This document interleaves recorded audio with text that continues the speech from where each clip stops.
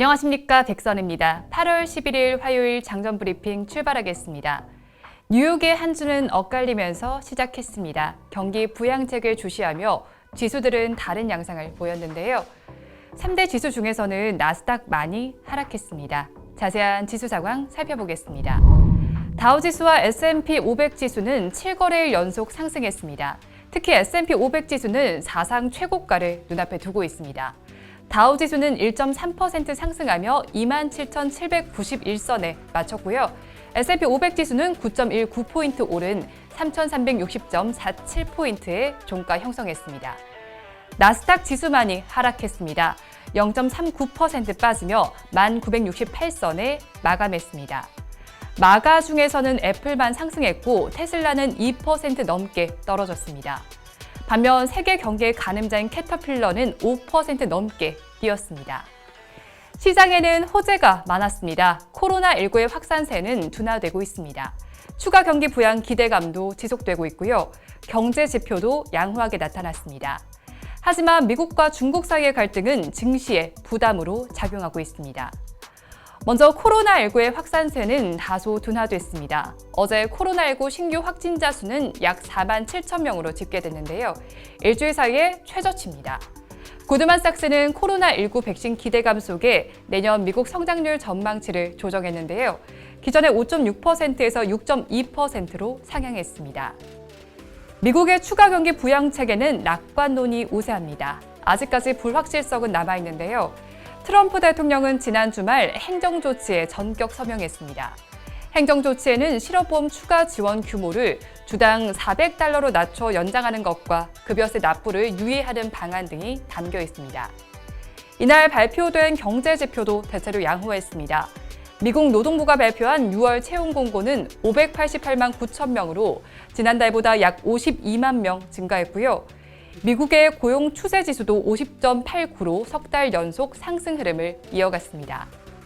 하지만 미국과 중국 사이의 갈등은 여전합니다. 지난주 미국 재무부가 캐리람 홍콩 행정장관을 비롯해 홍콩과 중국 관리 11명에 대해 제재를 발표했는데요. 이에 중국 외교부는 마르크 루비오 상원 의원을 비롯한 미국 정치인과 비정부기구 인사 11명을 제재한다고 발표했습니다. 시장은 호재에 더 반응한 모습이었는데요. 나스닥만이 주춤했습니다. 이어서 뉴스 체크해보겠습니다. 첫 소식입니다. 6월 미국 구인 건수는 지난달보다 증가했지만 코로나19 이전 수준에는 미치지 못했습니다.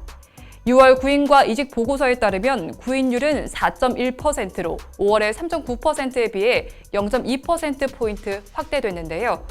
구인 건수는 코로나19가 확산하기 전인 2월에는 700만 건 정도에 달했습니다. 코로나19 여파로 발생한 방대한 수의 실업자를 흡수하는 데는 여러 해가 걸릴 것으로 전망됩니다. 길리어드 사이언스는 자사가 개발한 렘데시비르를 코로나19 치료제로 신약 승인해달라고 신청했습니다. 길리어드 사이언스는 이날 FDA에 렘데시비르를 베클룰이라는 브랜드로 신약 승인해 줄 것을 요청했습니다. 렘데시비르는 일본과 유럽연합 등 규제 당국의 허가를 받고 실제 사용되고 있는데요. 이번 신약 승인 신청서는 지난 4월 8일 시작한 수속 절차의 마지막 단계입니다. 여당이 수혜 대응을 위한 4차 추가 경정 예산 편성 논의에 시동을 걸었습니다. 하지만 재정당국 수장인 홍남기 경제부총리 겸 기획재정부 장관이 신중론으로 맞서고 있는데요. 앞서 홍 부총리는 전국민 긴급재난지원금 등 재정 투입에 반대하다가 여당 지도부로부터 질타를 받은 바 있습니다.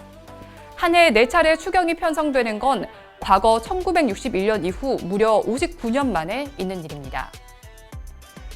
외국인들이 6개월 만에 주식시장에서 순매수세를 기록했습니다. 하지만 달러 약세의 모멘텀이 약화되고 있어 매도세로 전환할 것으로 보이는데요. 달러 약세에도 신흥국 자금 유입이 강하지 않고 미중 갈등의 대외적 리스크도 있는 상황입니다. 전문가들은 오는 13일 옵션 만기일의 외국인 선물 매매 동향에 주목해야 한다고 조언했습니다.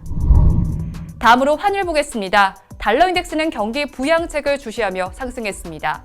0.91% 상승한 93달러 61센트에 마쳤습니다. 원달러 환율은 90전 오른 1185원 60전에 마감했습니다. 끝으로 오늘 이슈앤테마입니다. 부동산 지방세법 개정안이 오늘 국무회의 의결 후 시행됩니다.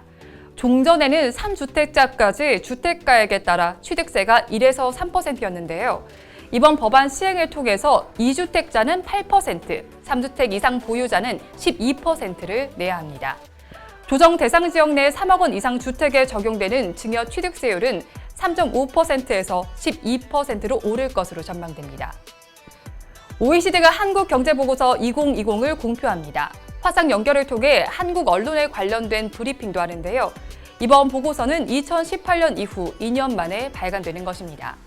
2년 전 발표 내용과 어떤 부분이 달라질지 주목해 보시기 바랍니다. 미국에서는 7월 생산자 물가지수를 발표합니다. 생산자 물가지수 PPI는 대표적인 인플레이션 지표인데요. 연준의 정책금리 결정에 영향을 미칩니다. 우리 시간으로는 오후 9시 30분에 발표됩니다. 부동산 지방세법 개정안이 시행될 예정인데요. 건설 관련주들의 변동성이 예상됩니다. 오늘도 14개 기업의 실적 발표가 예정돼 있습니다. LG와 CJ제일제당, 휴젤 등이 실적을 발표합니다. 종목별 장세가 이어지는 만큼 관련주들 확인해 보시기 바랍니다. 오늘 장 어떻게 흘러갈지 이어지는 방송으로 체크해 보시기 바랍니다. 함께해 주신 여러분 고맙습니다.